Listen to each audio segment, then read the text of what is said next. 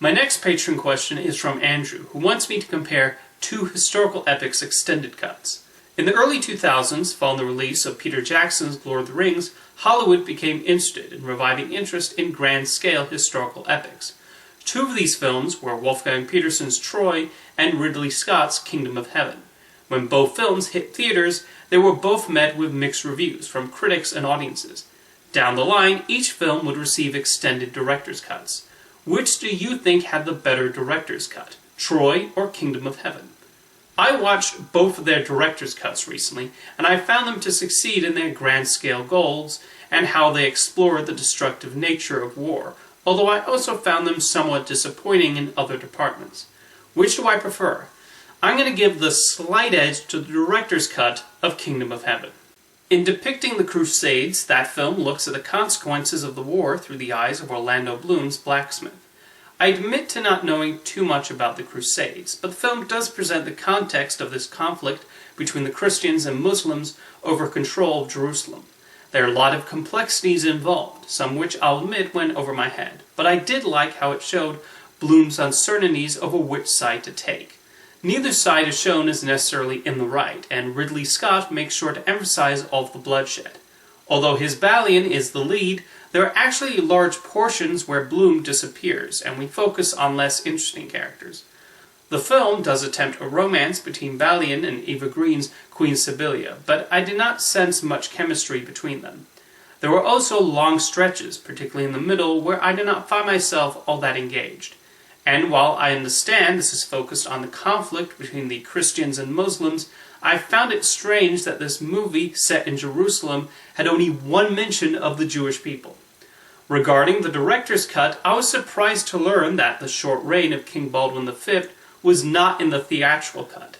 That seems like a pretty significant plot point to remove, especially since it is so important to Sibyllia's development. Scott directs the action and uses the locations really well. I just found the movie had pacing issues, and it had trouble sustaining my interest for the 3-hour runtime. In conclusion, I thought it was an okay film with interesting themes. I was just let down by the supporting characters and how slowly the story progressed.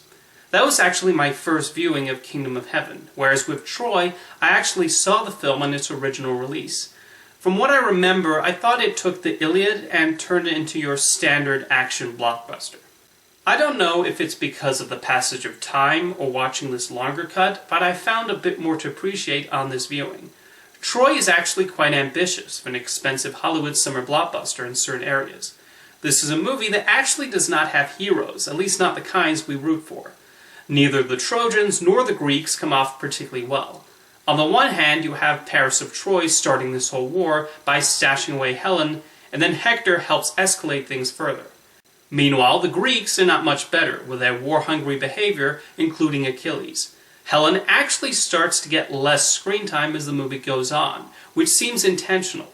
This war may have started because of her and Paris' actions, but it then spirals out of control as more issues arise between the two armies, and more people are killed as a result.